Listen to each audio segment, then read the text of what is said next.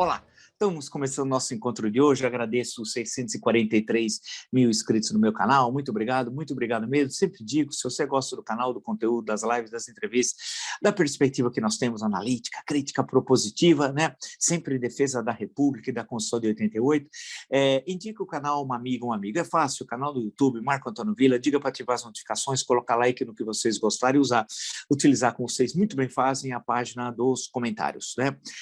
Lembro também a entrevista excelente da doutora Silvia Steiner, que nós postamos. Ela ficou 13 anos como juíza no Tribunal Penal Internacional de Haia. Questões que hoje nós estamos falando sobre o Bolsonaro, o genocídio, o crime de lesa humanidade, etc., são tratados na nossa conversa. Assistam tal. E amanhã temos uma surpresa para o final de semana. Gravamos uma entrevista muito legal, muito descontraída, que também precisa descontrair um pouco, senão a gente fica maluco, né? Com o Rafinha Bastos, né? Eu tive no canal dele, como vocês sabem, também tive no Flow lá, numa semana eu tive nos dois, e marquei essa entrevista com o Rafinha, gravamos, foi muito gostoso um papo sobre humorismo em tempos de radicalização política. Foi um bate-papo muito gostoso, bem legal, e vamos postar amanhã logo cedo, vai ficar no final de semana, para vocês apreciarem aí. Depois tem uma série de entrevistas marcadas para a semana que vem, né? Lembro que nós criamos o Clube de Membros, que são conteúdos exclusivos que eu faço, fiz vários agora sobre história, muito interessante, tenho certeza que vocês vão gostar. Cliquem lá, tem todas as informações, coisa muito fácil, clique, seja membro, tem lá membros bronze, membros prata, tem todo um conteúdo bem legal, super bacana, vocês vão gostar. Lembra que no Twitter pode me seguir pelo Vila Marco Villa, Instagram, Marco Antônio Villa oficial, e na plataforma de curso, www.cursovilla.com.br, lá nós temos todos os 3 cursos que estamos oferecendo, ou seja, História Política das Constituições Brasileiras, História da Ditadura Militar no Brasil, o que é fascismo, www.cursosdovilla.com.br, e vocês têm todas as informações. E para dar uma sacudida um pouco, ver uma coisa um pouquinho diferente, eu sempre falo, dê uma olhadinha no Instagram da minha mulher, @Letícia de Castro Villa Oficial, e é bem legal. Passei todo o noticiário, como sempre, lendo, acompanhando, depois eu vou falar até de uns trabalhos que eu recebi, coisas assim bem, muito legais, aqui tem coisas bacanas, de livros, depois eu até falo para vocês que eu vou chamar um dos convidados que já foi entrevistado no nosso canal, não me lembro se 2 ou 3 vezes, mas ele mandou um livro aqui que eu vou ler primeiro, aí eu vou convidá-lo, né, para a gente conversar um pouquinho sobre a sua, no caso, uma trajetória pessoal, e tem um outro entrevistado sobre a economia brasileira. Então, sempre naquele sentido de a gente conversar com as pessoas, ouvir, e as pessoas que estão escrevendo, que eu acho uma coisa super, super legal, né? Então, estamos desenhando tudo isso. Claro, e a primeira coisa que eu tenho de falar, né, é o dia do professor, né? Dia 15 de outubro, num país como o nosso, que tem um beócio no Ministério da Educação. Triste. E esse ano é o centenário do nascimento de Paulo Freire, provavelmente o maior educador brasileiro, né? Se não for o maior, tem outros maiores, lembrar de Anísio Teixeira, etc., né? O Brasil tem grandes pedagogos, né, ao longo da sua história, e hoje temos belíssimas experiências educacionais por aí, coisas de primeira, muito boas, mas que, infelizmente, não são aproveitadas, né? Você tem grandes secretários estaduais de educação, só tem entrevistar um que foi me orientando de mestrado, doutorado, uma hora dessa eu converso com ele, nessa correria fica difícil, mas vou conversar assim, e secretários municipais de educação, gente muito boa também, capaz, grandes experiências em escolas, bons diretores, professores, coordenadores, né? E o duro que você tem no MEC, quem? Um beócio. Antes teve um estrangeiro que não falava o português, depois teve um brasileiro que não sabia falar o português e era um semi-idiota, né? Depois teve um que entrou num dia e saiu no outro. Teve de tudo já lá. E agora tem um beócio, né? Um pastor que não gosta de se esforçar. Coitadinho! Em nome de Jesus, Deus no comando. Ele estava cansadinho, o pastorzinho, de sair de Santos e a São José dos Campos.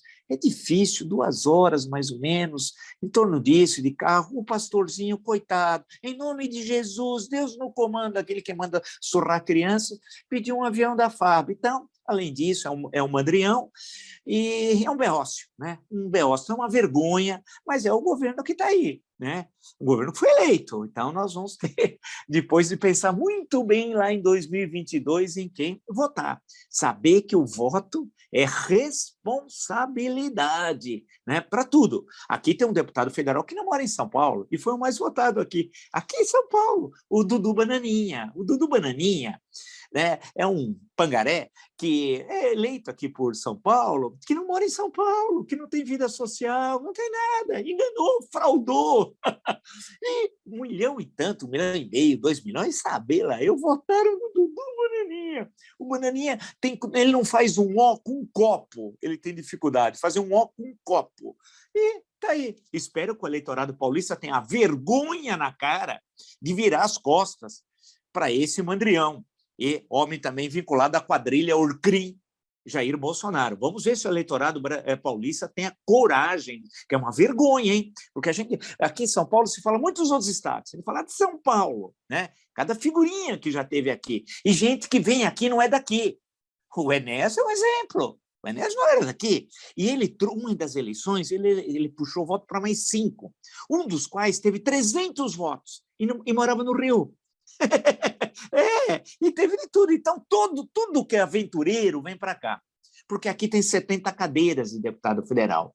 Então, a possibilidade de pessoas desse tipo, de baixíssimo tipo, porque o Enéas não vem com essa ideia de que era um gênio, Enéas era um fascista. Você não vou falar mais porque morreu, então não faço e não fico falando de alguém que não está aqui para responder, mas é um fascista, em síntese, e que vinham para cá para ser um oportunista, e outros tantos que em 2018 vieram aqui. Eu acho que agora em 22, num outro clima de serenidade, de reflexão, de política, né? Porque você pergunta para o Bananinha o que ele quer para o Brasil, ele não sabe. É um semi-letrado, é um pobre coitado, né? Mas teve quase 2 milhões de votos do eleitorado do principal estado da federação. Então, deixar esses aventureiros, né? Que vai fazer política em outro lugar, essa quadrilha, se quiser fazer. Na verdade, eu não queria que fizesse política em estado nenhum, porque eu não desejo nada de ruim para os outros estados da federação. Primeiro, eu sou brasileiro. Primeira coisa. Depois eu sou paulista, depois nasci em São José do Rio Preto. Então tem essa, mas a primeira coisa é ser brasileiro. Então, né, vamos pensar bem em quem votar. Você veja agora o ministro da Educação, dia do professor, e tem um beócio no Ministério da Educação, né? Que vergonha, né? Bem, eu falei da entrevista da doutora Silvia Steiner, né? Belíssima entrevista, questões, explicando coisas para vocês, é importante. A ideia do nosso canal é essa, né? De fazer esse tipo de reflexão. Tem um artigo no UOL, né? É o meu artigo semanal, tá lá, cliquem lá, artigos, Marco Antônio Villa, eu estou sugerindo a interdição judicial do Mandrião, né? Do grande Mandrião, né? Do nosso genocídio. E a capa da Isto É perfeita. A Isto É está excelente essa semana, está a capa do genocídio. E o bigodinho de Hitler escrito genocida. Está ótimo. Tá. Bem, passei tudo por aqui, acompanhei ele tudo, conversei com uma série de pessoas, tem o que tem de fofocas por aí, mas antes, vamos esperar as fofocas descer um pouquinho, ver o que fica, né? Vamos filtrar, né? Para depois, muitas vezes, você tem fofocas, informações e elas não correspondem à realidade. Vamos primeiro esperar para ver o que vai acontecer a curto prazo aí, tem muitas coisas sobre isso, mas eu queria falar mais de uma questão analítica. Vocês que me acompanham, sabe? Eu vou fazer primeiro uma pequena história, lembrar o seguinte, o clero católico, entenda-se, porque até a independência do Brasil, e mais especificamente até a Constituição de 1824, que ali se consolida a independência do Brasil, tinha a coroa portuguesa tinha o direito do padroado. O direito do padroado, o Estado controlava a igreja. Então, nomeações de bispo, o Papa podia nomear, mas precisava da chancela do rei de Portugal, né? O direito do padroado, Dom Pedro I, né, com a independência do Brasil, considera que ele é herdeiro do direito do padroado. E isso se dá a ligação igreja-estado e o controle da igreja por parte do Estado, como reza a Constituição de 1824. Então, durante todo o período imperial, você tem o padroado, ou seja, o controle da igreja por parte do Estado.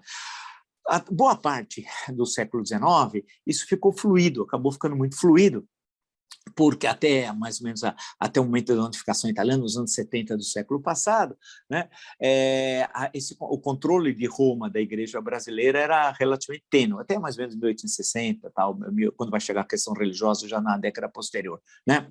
Aí começa o processo chamado romanização do clero brasileiro. Até antes disso, romanização é o controle, a tentativa do controle papal do clero brasileiro. Você tem poucas, não tinha escolas no Brasil, você vai ter a faculdade de Direito, São Paulo, Olinda, depois em Recife, tinha em Ouro Preto, mais para frente, criada a Escola de Minas, a Escola de Farmácia, e você tinha os seminários. Os seminários, né? Por exemplo, o seminário de Itu, no estado de São Paulo, na então província, vai ser importante, lá vem Feijó, então, e tinha também seminários na província de Pernambuco, eram os locais que tinha de ensino no Brasil, e acabam sendo espaços de formação política.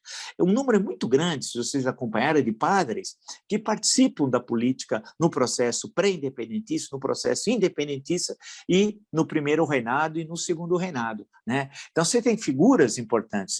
O pai do escritor José de Alencar, o padre José Martins de Alencar, por exemplo, uma figura que eu tenho muita admiração por ele, se você pegar a família Alencar, você está lá em 1817, né?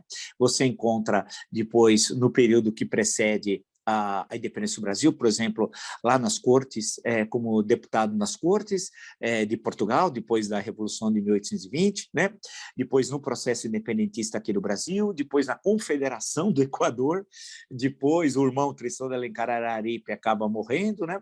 O José Martins de Alencar passa uma situação extremamente difícil, depois pede perdão para o imperador, acaba obtendo esse perdão, depois eleito em 1830, eleito deputado por 2 províncias, em 31, o 7 de abril, tem o seu dedo, a participação do padre, e ele depois é o primeiro senador, creio, do período regencial, né?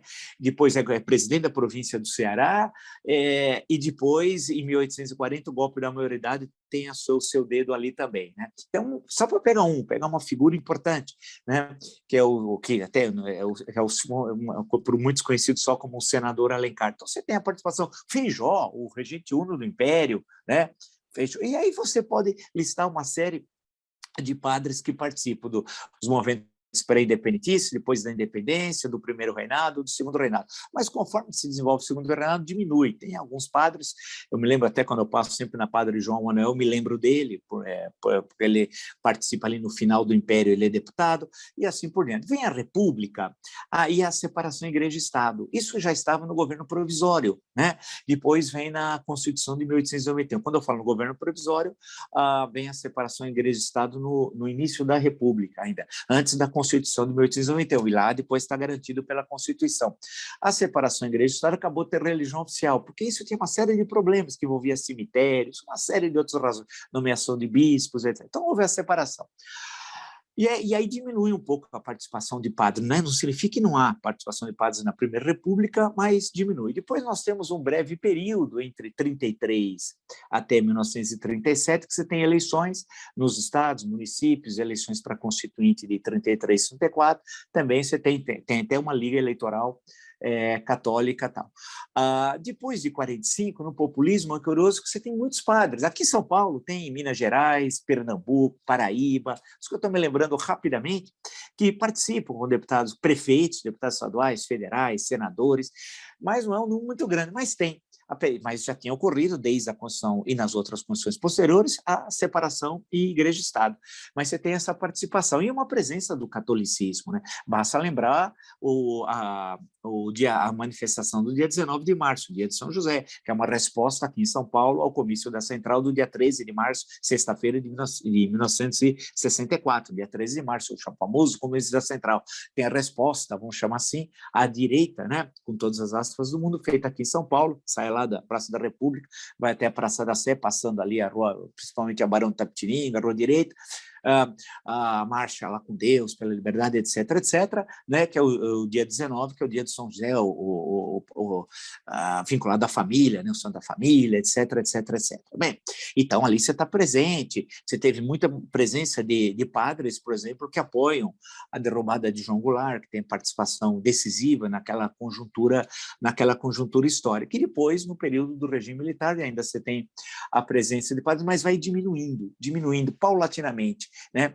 Até ter um número expressivo, né? Inexpressivo, perdão, e com o passar do tempo, tem um ali, outro acolá, até chama atenção, porque são tão poucos, você fala, puxa, esse aí é padre e tal, e vai desaparecendo a participação de padres. Eu estou me referindo à Igreja Católica, entenda-se.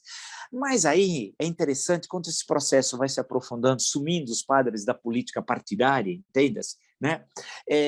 Começa a haver um crescimento, especialmente, vamos pegar os anos, final dos anos 80, início dos anos 90 do século passado, da presença de evangélicos na política. Primeiro através de terceiros, muitas vezes depois membros da igreja, filho do apóstolo, né? Filho do pastor, filho do bispo, mulher, parentes, indicados, sobrinho, e muitas vezes até o chefe da igreja tal. Mas geralmente representado por terceiros, né?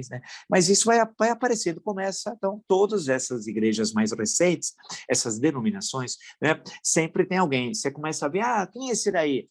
Esse é bispo licenciado da igreja, não sei das quantas. Quem é esse? Esse é filho do pastor. Quem é aquele? Esse é primo, esse é sobrinho. Não, esse é um eleito pela igreja X.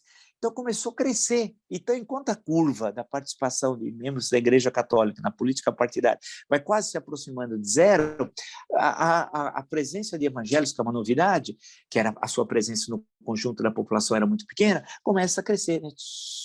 E também a representação nas prefeituras, nas câmaras municipais, assembleias estaduais e no Congresso Nacional. Então, aí você tem esse crescimento. E hoje até uma, entre aspas, uma tal de bancada de Deus, que eu acho uma denominação depreciativa até, mas são figuras que não entendem a Constituição de 88, agem contra a Constituição, inclusive fazendo cultos dentro do Congresso Nacional, que é proibido, não pode. Mas virou a casa da mãe Joana, quem fala alguma coisa, vai ser acusado, não sei do que e tal. Então, eu sempre nesse espaço procuro fazer sempre uma discussão mais serena e sempre seguindo o que dispõe a Carta de 88. Tem os mercadores da fé. Quando eu falo em mercadores da fé e Bolsonaro, o extremismo nazifascista, que tem a presença dos mercadores da fé, você vai dizer assim, mas você está se referindo a quais mercadores? Quais? Que todos são mercadores da fé, todos os evangélicos? Não, ponto. Isso é importante. Segundo ponto, todos os pastores, bispos, igrejas evangélicas estão entre os mercadores da fé? Não. Quais estão? Aqueles que são conhecidos, meu, seu, da torcida do Flamengo, de todos. Todo mundo sabe de quem eu estou falando, né? E não estou me referindo também à base. Por quê? Aí tem uma questão interessante. Esses mercadores da fé querem nomear até ministro do Supremo Tribunal Federal, violando a Constituição, né? É clara a cabeça do artigo 101, né? Para ser ministro, precisa ter mais que 35 anos e menos que 65. Notável saber jurídico, reputação ilibada. É isso que dispõe a cabeça do artigo 101 somente.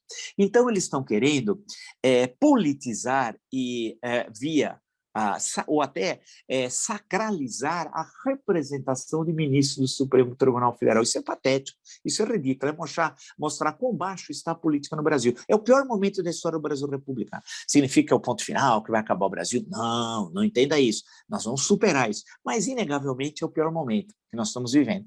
E esses mercadores da fé, através de Bolsonaro, que de fé não tem nada, hein? Vamos sempre lembrar, o Bolsonaro é um homem do demônio. Ele é o Asmodeu, por isso que eu brinco sempre. Não é Jair Messias Bolsonaro, Jair Asmodeu Bolsonaro. Ele é o Asmodeu, né? Falar um homem que participou de 600 mil mortes, o que tem de cristianismo, o que ele conhece de cristianismo, o que ele leu, a sua ação prática. Ele é um assassino, um ladrão, um corrupto, não tem nada. E os mercadores da fé, esses que vocês conhecem, muitos do que eu já tratei aqui, eles são tudo menos cristãos. Essa gente que quer dinheiro, não está preocupado com Bíblia, salvação, fé, nada disso. Eles querem pegar grana, passar com aquela, agora com a maquininha, porque antes eles passavam com o negócio para pegar grana, cheque, tá? O cara dizia que esqueceu o talão de cheque, estava sem dinheiro, agora eles passam com a maquininha, e todo mundo está com cartão, né? E até com crédito, tem crédito. Você pergunta, é débito ou crédito? Eles vão passando, tudo em nome da fé, em nome de Jesus, Deus no comando, não paga impostos, tem offshore, né? E moram fora do Brasil. Em nome de Jesus e Deus no comando. São ótimos, tá? Então são picaretas, numa linguagem mais vulgar, né? Claro que você tem a sociologia da religião até para tentar explicar o enraizamento geralmente nas áreas mais pobres, porque aonde dá certo essa linguagem de mercadores da fé é onde não tem Estado. Isso é uma questão importante. Onde você tem presença do Estado, você tem segurança pública, você tem escola, você tem posto de saúde, né? Portanto, você tem a segurança, tem a saúde e tem a educação. Você tem o Estado ali. Aonde você está marcado pela violência, onde não há Estado, onde as escolas estão deterioradas, onde as pessoas, quando tendo uma doença, ficam desesperadas, moram em condições lamentáveis, sem saneamento básico, é onde está presente o em nome de Jesus e Deus no comando. Quanto mais miséria, mais mercadores da fé. Quanto mais miséria, mais mercadores da fé. Quanto menos miséria, menos mercadores da fé. Há uma relação necessária. Se você subir para outros estratos sociais, né, você vai perceber que essa presença vai diluindo. Não significa, vale lembrar, e você pode destacar aí com toda razão, mas quer dizer que não tem ricos, milionários? Tem. Outro dia eu estava vendo um relato de uma senhora, aí, não vou nem dizer qual, né, como ela faz, todo o teatro, que ela chega quando todo mundo está para verem que ela está chegando no Ministério X, que eu não vou dizer qual é, né, aqui em São Paulo, aí todo mundo vê, e ao vê-la, as pessoas falam, poxa, se ela está aqui, aqui tem bênção, aqui tem Deus, aqui tem Jesus, tal. Então ela chega, é tudo. Aí o pastor lá fala que ela está presente, lá embaixo, na primeira cadeira, todo mundo aqui em cima, porque a salvação tem degraus de classe e tal. Aí, na hora que vai terminar o evento, lá vamos chamar de evento, que para mim ali não tem fé, não tem coisa alguma, é um evento de grana, tal. O recolhimento da grana, do tutu, do viu metal, né? Lembrei do Nelson Rodrigues, né, ele fala, o viu metal compra até amor verdadeiro. Esse é o Nelson Rodrigues, me lembrei agora. Então, aí vai passando, aí todo mundo faz a última oração, fecha os olhos, em nome de Jesus! Já passaram, pegaram a grana, levaram tudo, o cara não sabe como vai pagar as contas, perdeu o pastor, aí ela cai fora. Aí, quando todo mundo abre os olhos, onde ela está? Ela já foi embora, com o carro blindado, segurança, em nome de Jesus, Deus no comando. Então, tem essa, você tem essa senhora, tal, tem outro ali, tem outra colar, tem esses bolsonaristas em São Paulo que se reúnem, aí são pessoas patéticas, ignorantes, semiletrados, medíocres intelectualmente, tem ódio da democracia, da liberdade, não tem cultura, mas tem alguns desses, são todos evangélicos, gente que são os mercadores da segurança, que querem insegurança para vender insegurança, são os picaretas, daí. Então, aí, esses nomes que você vê nos jornais, tem gente que vai falar que são os picaretas, né? Como candidatos, como se precisasse, esse é o empresariado. O empresariado, você acha que o empresariado paulista é um picareta que vende insegurança e gerando insegurança? Né? Esses tem evangélicos ali, tem evangélicos, tal que se diz evangélico, vamos orar. E os caras, né, são conestar um genocídio. Que cristãos, são uns farsantes tal. E nesse espaço a gente fala, porque nos outros lugares ninguém fala porque tem medo. E aqui a gente tem a liberdade e nunca teve, nós tivemos o rabo preso com ninguém. E mesmo em outros espaços, vocês sabem, né? Mais ou menos o que eu sempre fiz, não tem essa conversa. Então, o curioso é que o Bolsonaro atrelou esses mercadores da fé, né? Os vendilhões do templo, sepulcros caiados, vamos lembrar as passagens bíblicas, né? Essa turma toda aí ao seu projeto golpista, nazifascista, reacionário, genocida, o homem da morte, não é da vida. Como é que mercadores da fé podem estar com o homem da morte? Porque eles são mercadores da morte também. São iguaizinhos, sem tirar nem pôr. Com todas as observações de nota rodapé que eu fiz lá no início, lembre-se, né? De quem eu estou dizendo. Isso é condição sine qua non para a compreensão dessa nossa conversa de hoje. Voltando ao texto principal, falando isso, meu livro está para sair, vou avisar, está tudo certinho, não vejo a hora. Deu tanto trabalho, mas está saindo, está na editora, indo para a gráfica, está tudo certinho, daqui a pouco eu informo o dia. Então, a questão que eu estou colocando para vocês é que ele fez essa relação e atrelou o seu destino político, que é de alguém que conspira contra a Constituição, contra a liberdade, contra a democracia, contra a vida. É um homem que conspira contra a vida de 203 milhões de habitantes, é contra a vacina, é contra o distanciamento social, é contra o uso de máscaras, produz fake news. Como esse homem pode ser cristão? Mas os mercadores da fé, quer dizer, há uma relação de interesse entre ele, buscando os mercadores da fé, e os mercadores da fé querendo usá-lo para obter grana e poder. Grana e poder. Ali, ninguém se salva. Ali é a fome e a vontade de comer. Agora, a questão que se coloca é que dá ilusão a outros, e eu insisto nisso, concretamente, de que o sujeito vai votar o evangélico no que o pastor mandar. Lê do engano. Lê do engano. Não. Ele vai votar no que ele quiser, porque o que vai determinar seu voto, sabe, não é a fala do pastor, Mesmo ele dando dinheiro para esses mercadores da fé, essa caterva aí, e vocês sabem de quem é essa caterva, né? Outra nota de rodapé, veja o início da nossa conversa de hoje. Né? Então, o que ele está pensando, o homem do rebanho, é o seguinte: as condições concretas de vida, ou se usando uma expressão de um velho filósofo, as condições materiais de existência. E com a degradação econômica, com a degradação social, com tudo isso que vai trazer como consequência, o pastor pode falar o que quiser, ele vai votar segundo as suas condições concretas de vida. Se eu não posso comprar gás, que custa R$130, se eu não posso comprar os remédios para o meu filho, se eu não posso me alimentar, eu não vou votar no que o pastor mandar, eu vou votar no que eu quero. Não vou votar no Bolsonaro, o Bolsonaro que produziu isso, essa tragédia. Eu vou ter direito a escolher, votar em quem eu quero.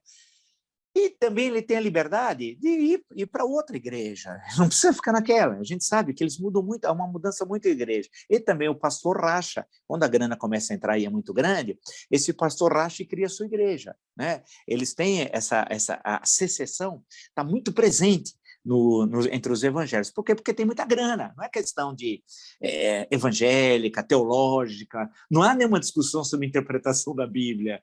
Não tem nenhum Lutero aí. Não. Tem gente atrás de grana. E quando o cara vê que o ministério onde ele está dando muita grana, ele está repassando, porque tem uma estrutura piramidal, né?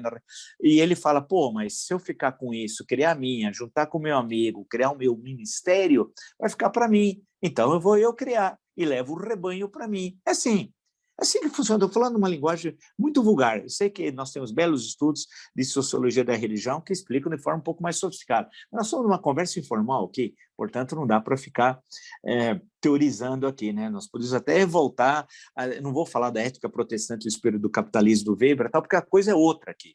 A situação aqui é totalmente diferente. E tem a complexidade, volta ao tema, só de passagem, das grandes regiões metropolitanas, porque onde elas estão instaladas, os mercadores da fé, é nos setores mais pobres, mais miseráveis. E quando você vai para o interior, aquele pequeno município, quanto mais miserável, mais a presença dos mercadores da fé. Dá uma dor no coração de eu saber que o sujeito está colocando lá R$50, porque esses R$50 para ele é muito importante. E o mercador da fé não tem consciência. Pega os 50 e exige mais 50. São todos assim? Não, volto. Nota de rodapé do começo da nossa fala. Mas isso funciona. E ele, ao vender o apoio político, o mercador da fé, diz que ele controla o rebanho. É uma outra história que não é verdade. E ele ganha com isso dinheiro e poder. E muitas vezes não é só do nazifascista Bolsonaro, são de outros. Todo mundo. O Templo de Salomão aqui. Vocês lembram a inauguração como foi? Vocês lembram? Dilma estava lá, isso, em nome de Jesus, Deus não como na época, o Edir Macedo se fantasiava de judeu, era patético aquilo, lembra? Ele se fantasiava de judeu e a turma dele se fantasiava de judeu. E o Templo de Salomão se fantasia de Templo de Salomão, que eu não sei como é que é, mas eles criaram, inventaram que aquilo é o Templo de Salomão. Claro que não é, historicamente, mas ninguém está nem aí, e ele também não é, ele quer se fantasiar de judeu, era tudo ridículo, pega as imagens, e todo mundo foi lá. De todos os partidos políticos, inclusive a Dilma, que agora eles ficam demonizados, mas que colocou um deles no Ministério da Pesca, por exemplo. Crivella, Marcelo, Crivella. É que eles não estão nem aí, eles não têm honra, caráter, não estão pensando nisso, nem aí, contam com algo que é uma pedra de toque desse canal. Esquecimento. Eles sabem que aqui esquece o que ocorreu ontem. E esse canal é chato. Aqui nós não esquecemos. Aqui nós não esquecemos. Aqui tem memória. A minha arma é o que a memória guarda. Lembra o verso do Fernando Branco? Aqui está toda hora presente, toda hora, todo dia. Eles estavam juntos, coladinhos. Né? Dilma e Crivella e o Edir Macedo, que nem está aqui, que era bilionário, foram expulsos, graças a Deus, de Angola. Graças a Deus, o governo angolano recebe meu apoio, aqui o Ministério Público mostrou coisas terríveis. Né? E o governo da África do Sul, que merece meus aplausos também, há mais de 4 meses deixou na gaveta a designação do governo brasileiro de Marcelo Crivella. Nem respondeu. Deixa lá, deixa o tempo passar. Então, a conversa nossa hoje, eu estava justamente pensando uma questão mais estrutural para sair dessas... Que o Bolsonaro diz que chora no banheiro sozinho. Uau, uau, coitadinho, mas a mulher, a Michelle, que não sabe. Putz, mas olha, eu quase chorei aqui. Sabe aquelas novelas mexicanas, né? Ou aquelas de adaptação novela cubana, O Direito de Nascer. Ele chora no banheiro, que coisa linda. Mas ele é machão, ele falou. Mas eu sou machão. Que diga o bombeiro, né? Então, a coisa toda é ridícula. Então, eu não vou perder tempo de falar dessas questões minúsculas do Bolsonaro que chora no banheiro. Vamos pensar a questão mais estrutural, olhar para frente, olhar para o nosso país, o que pode acontecer. Não podemos deixar os mercadores da fé se apropriar do nosso país. Hipótese nenhuma. Não podemos deixar o Bolsonaro e sua caterva se apropriar do nosso país. Chega! Pô, o que está acontecendo é uma tragédia no nosso país, acho que ninguém tem dúvida. Inclusive a questão da fome, que já foi objeto dos nossos encontros aqui, e voltaremos a essa questão, que nós estamos chegando a uma crise absolutamente original e que nós nunca tivemos na história do Brasil republicano. E está apontando ali ao que nós estamos falando aqui, e vai culminar com um processo eleitoral que vai ensanguentar o país. O que pode acontecer? Bem, veremos, porque nos encontraremos nesses momentos. Então, é esse o cenário. Então, quis conversar um pouquinho sobre essa relação Bolsonaro e os mercadores da fé. São hipócritas, os mercadores e o Bolsonaro. É isso. Se você gostou dessa e de tantas outras lives no meu canal, está entre os 643 mil inscritos, tudo orgânico, viu? Muito obrigado, mas muito obrigado mesmo, né? O que mostra que vocês gostam do canal, do conteúdo, da nossa independência e da nossa visão de mundo, né? Que é muito legal, eu leio os comentários, agradeço muito, é muito fácil. Indique o canal do YouTube, Marco Antônio Villa, né?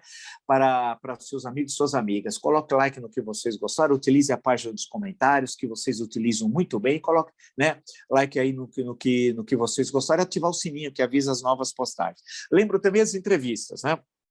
Postamos com a doutora Silvia Stein, foi 13 anos, 13, juíza no Tribunal Penal Internacional de Haia, que dá uns esclarecimentos que me parecem fundamentais para entender como é que funciona e as questões mesmo que estão correlatas ao Brasil, ao criminoso Jair Bolsonaro. E amanhã, para passar o fim de semana mais alegre, uma conversa descontraída e muito gostosa, muito bacana, uma conversa de vida, tal, bacana com Rafinha Bastos. Vocês vão gostar, tenho absoluta certeza.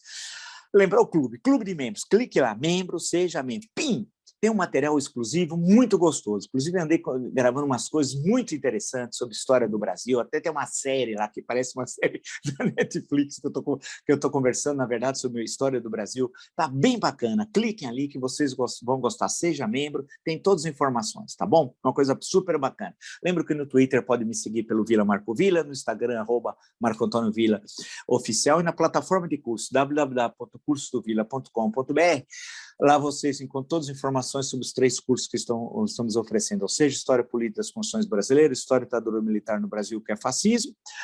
Para não me esquecer, tem meu artigo no UOL, cliquem lá, colunistas, bloco tal, tem lá meu artigo falando do Bolsonaro e sua interdição judicial. E, por fim, mas não menos importante, né? Eu sempre falo, é legal, tá bem bacana, eu acompanho o Instagram da minha mulher, @Letícia de Castro Villa Oficial. Nos encontramos amanhã. Até!